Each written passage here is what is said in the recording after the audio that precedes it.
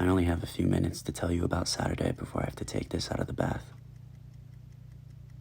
The morning wasn't anything special. Gray and gentle. I took Dad's old car to the chapel and I kept missing the green lights. Just yellow after yellow, red after red. I wonder who got to decide that red should mean stop. It was cold as I walked in through the arch. I wasn't really in the mood to talk to anyone. Inside, people were muttering in their seats, lowering their voices every now and then. You know, the way you do at a restaurant when you remember you're not at home. I didn't really feel like going up there when it was my turn to talk, but I could feel everyone's eyes on me, and I figured, I had to say something. How are you supposed to sum up a whole person in a few sentences? They were showing some photos of Dad on the screen behind me while I tried to find my words, and I kept stepping into the path of the projector. It was real bright, and I bet it cast parts of my dad's body onto mine when I blocked the screen. I'm pretty sure I could guess what photos they were showing. There's only so many to draw from. I knew some of the people staring up at me would carry their image of Dad out of here as that photo and nothing else. And each time they thought of him, that would be the only thing they would see. The pictures didn't feel like him. Even the ones where he was front and center. How can a picture be you when you're not there to tell people who took it, why they took it?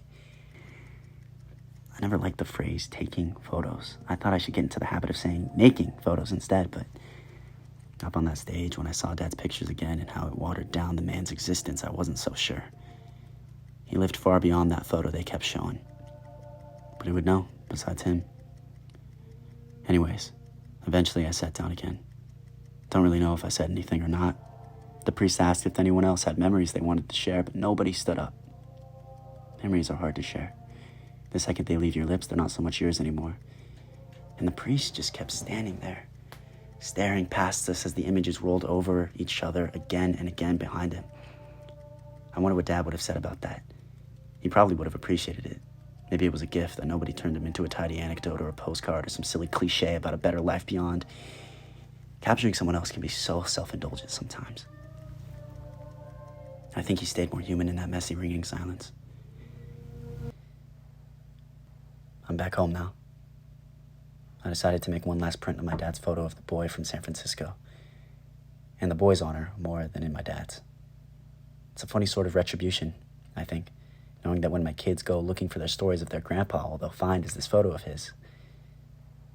Chinese boy. So carelessly named. Almost more like a taxonomist than a biographer. I wonder what went through Dad's head as he colored in each piece of the boy's clothes, turning his cheeks red, yellow, red, yellow, red. I wonder why he felt he got to choose those colors. Chose what they mean. I'm tempted to leave this print in the fixer. Let it fade, never put it in the stop bath. Let the boy become who I'm sure he is now, wherever that may be. Let my father rest and find his own story, but I find myself pulling the print out of the water just the same. I'm sure you'd find it, either way.